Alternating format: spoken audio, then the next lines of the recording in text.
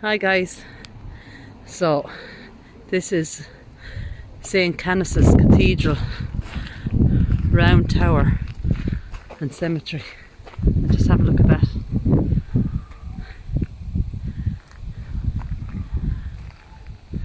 So I might have a look outside first before I go in.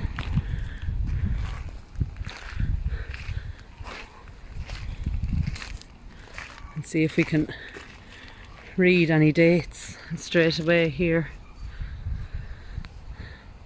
there's a 1738.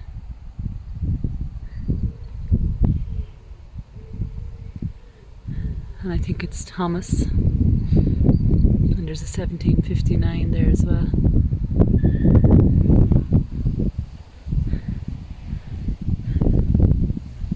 Let's have a look over here.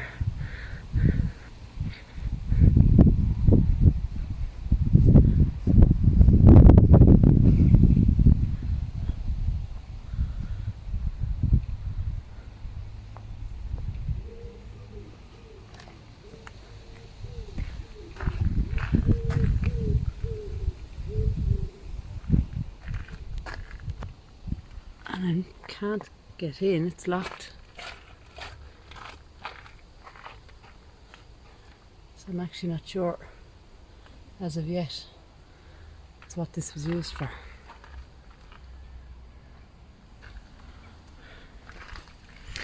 Look at this.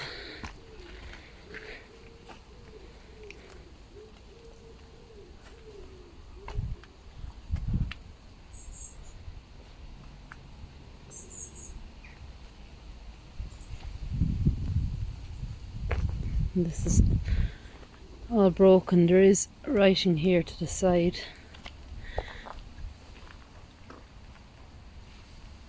And it's Reverend Caulfield Pepper.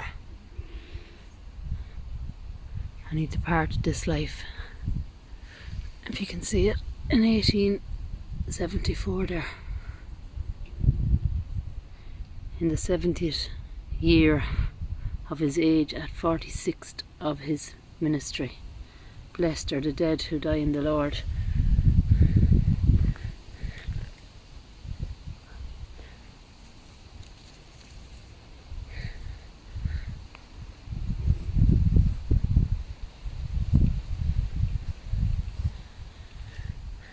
And this one here, just a simple cross, but the name is clear. Lady Pamela Blunden, Nee Purser, 1922 to 2017.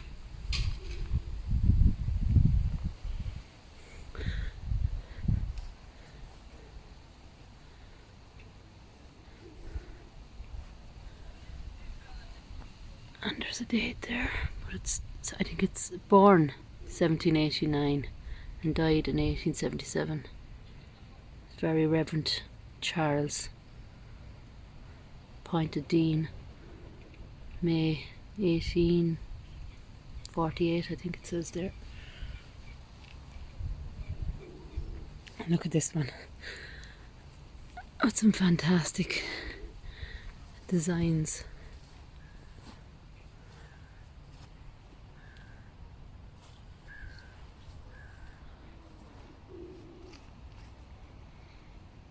But I can't read anything on it.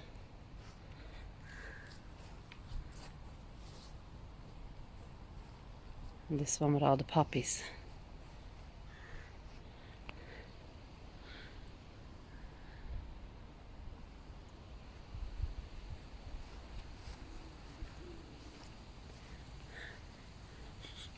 Look at this. If I can read it at all.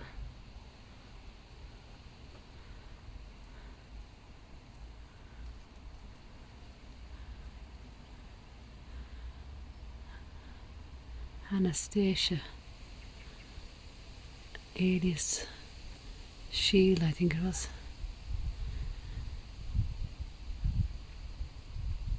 (1802). There's a lot of writing there that I can't read.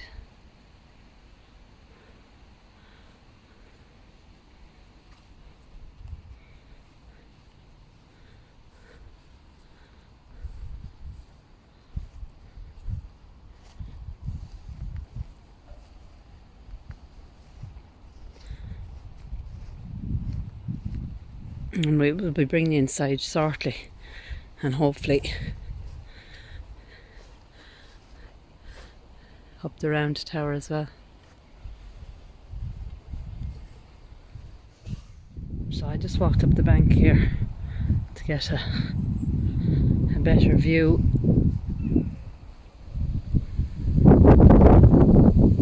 Of the cathedral itself. It's quite amazing, and lots of these can't be read, unfortunately. But I see John Smidwick died in 1842 in his 79th year, and Catherine alias Smidwick, who departed in March 1842.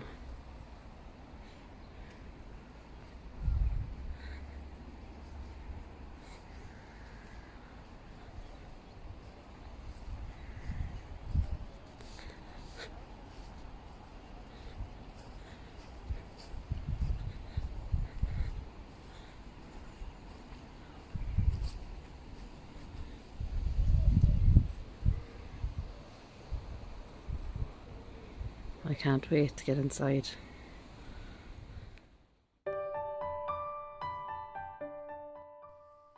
Due to the windy conditions, my audio was very hard to hear, but I just couldn't leave out some of these headstones.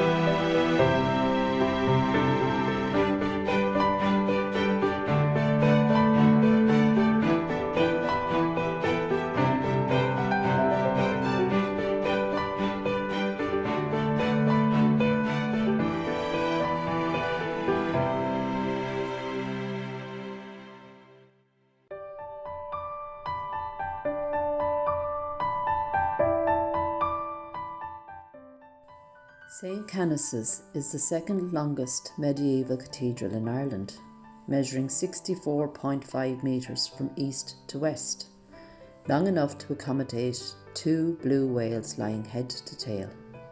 It was constructed in 2 phases beginning in 1202 and took nearly 100 years to complete. The medieval cathedral close outside is one of only 2 to survive in Ireland. The bishop, dean and vicar are still resident within the close. The site upon which the current cathedral church of St Canice stands has been a place of Christian worship for well over 1,000 years. A Church of Ireland, St Canice's continues to be a significant place of prayer and pilgrimage today, and is also one of Kilkenny's finest heritage attractions.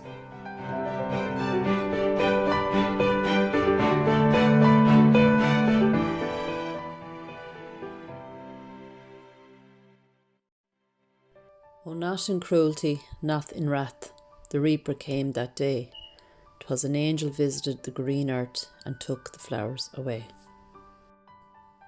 The city of Kilkenny began here at St Canice's, growing up around the pre-Norman Gaelic monastery. The 1,000-year-old round tower outside the cathedral survives from that time and is by far the oldest building in the city today. Norman invaders built the cathedral.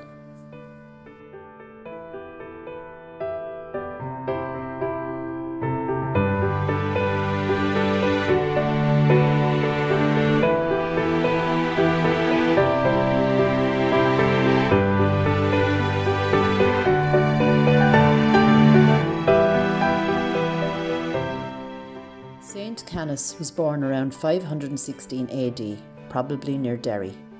His Irish name was first Latinised Canicus, and then Anglicised to Canice. He was Bishop of Aghaboe in Laois, but is also said to have founded many churches in Scotland while visiting his close friend St Columcille, St Columba.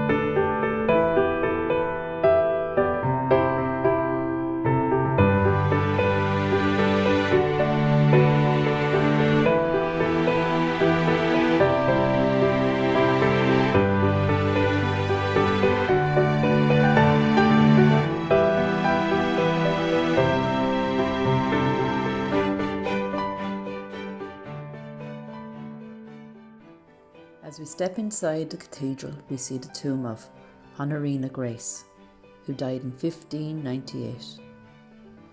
Note the heavy embroidered girdle, lace headdress, rings on the fingers, and voluminous sleeves, all denoting wealth and refinement.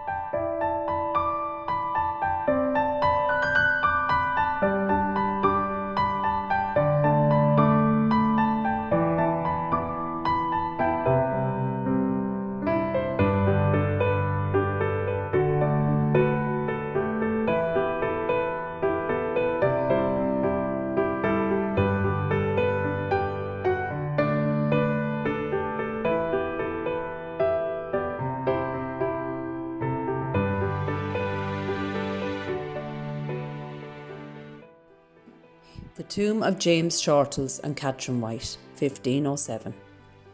Here lies James Shortles, Lord of Ballylarkin and Ballykeefe, who had his tomb made in 1507, and his wife Catherine White.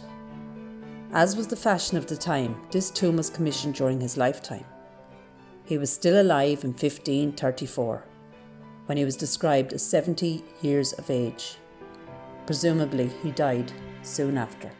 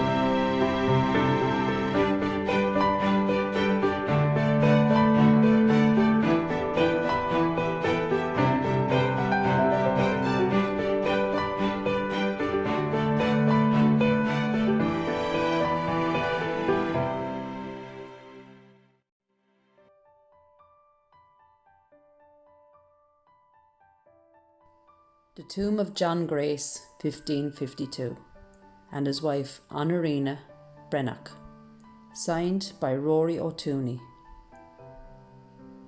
with 6 apostles along the side.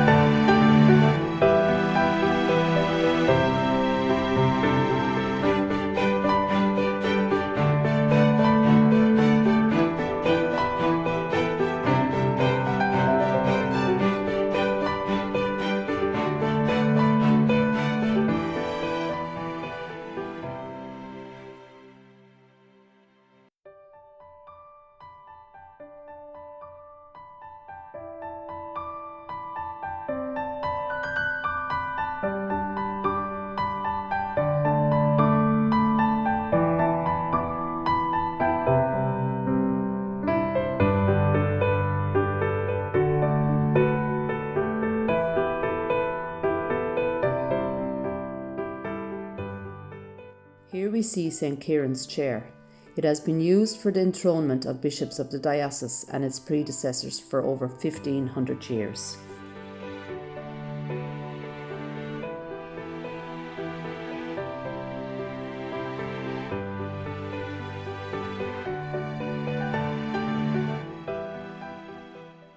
This is probably the oldest tomb in the cathedral, and is either that of Bishop Hugh the Mappleton, 1251 to 1268, or Bishop Geoffrey St. Leger, 1260 to 1287.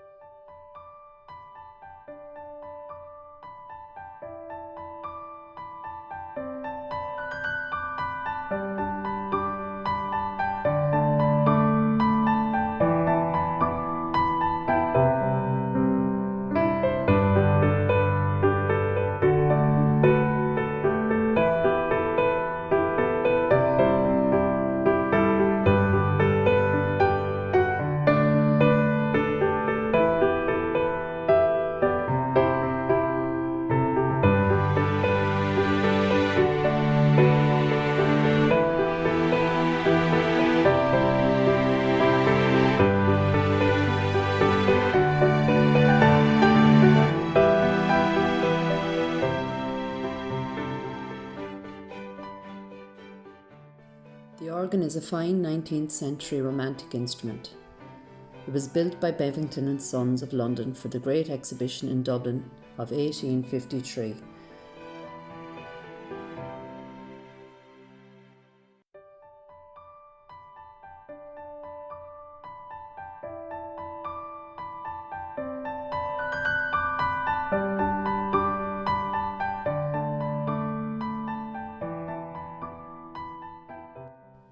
Choir stalls were installed in 1901 and are carved from Danubian oak.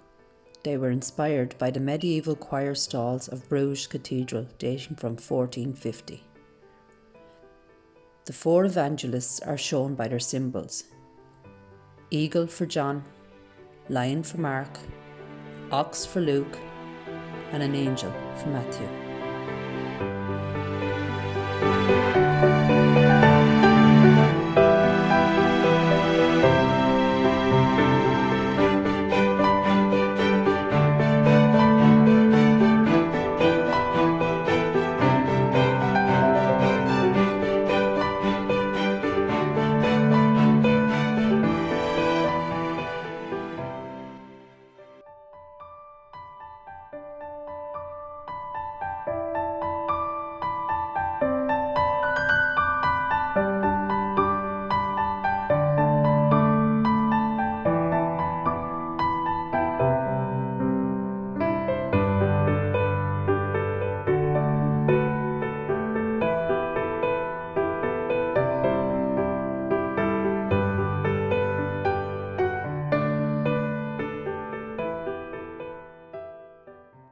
The sanctuary floor you will see in a moment is made of 4 different types of marble representing the 4 provinces of Ireland: green Connemara marble for Connacht, black Kilkenny marble for Leinster, red marble for Cork for Munster, and grey marble for Armagh for Ulster. The Great East Window is a reconstruction of that installed by Bishop Ledred in 14th century. The Papal Nuncio was so taken with the window that he visited in 1645 and offered the fabulous sum of £700 to buy it and take it back to Rome. His offer was refused and he had to settle for a drawing instead.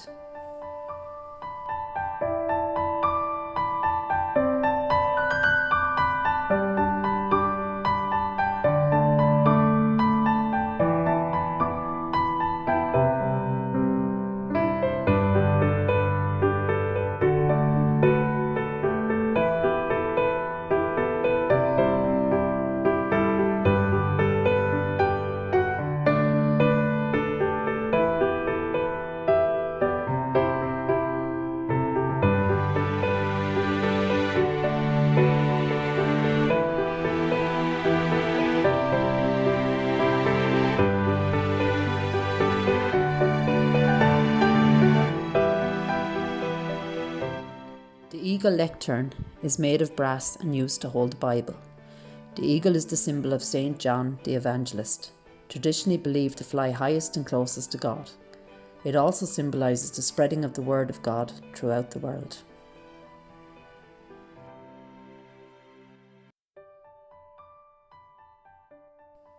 This is the tomb of James Butler, 9th Earl of Ossory, known as James the Lame. He died in 1546 by poisoning in London. His body was buried in London, but his heart was returned to Ireland and buried in the Cathedral. Around his sides are 6 apostles.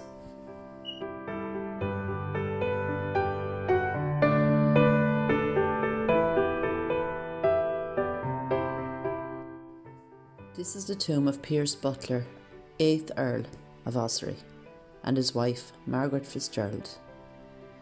He died in 1539 and his wife died in 1542. Carved with 6 apostles: Philip, Andrew, Simon, Matthew, James Major, and Paul.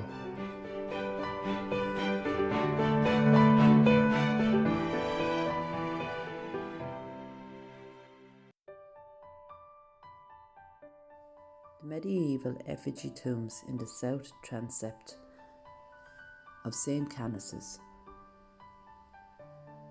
are amongst the finest anywhere in Europe.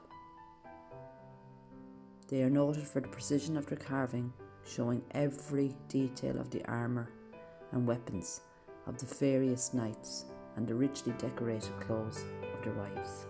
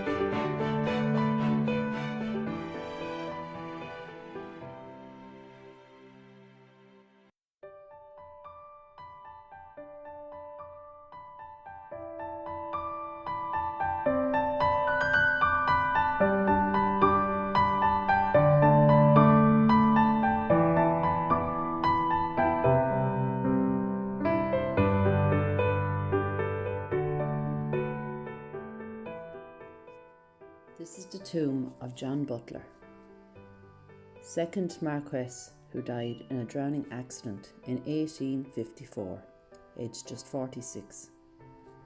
He is portrayed wearing the robes of the Order of St. Patrick. Note the beautiful carving of the chain, showing the harp for Ireland and the rose of England. Note the shamrocks carved on his sword handle.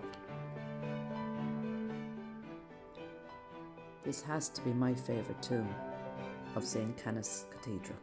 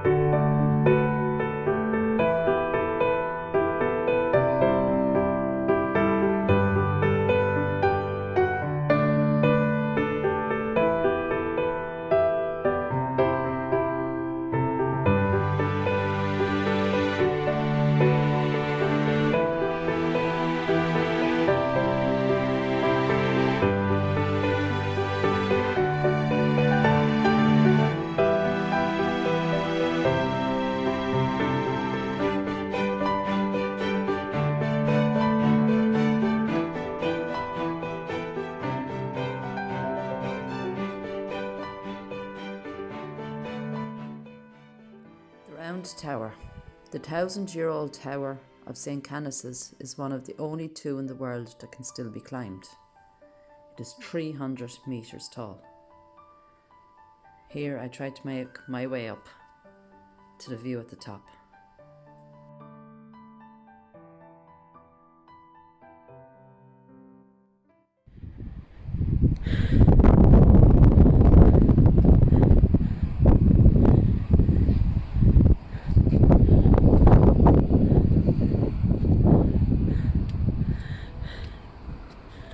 Sorry guys if I'm shaking. I just climbed up the whole way and I don't love heights. It's very windy up here. My legs have stopped shaking. Oh, now we'll try and have a little look. Look at that.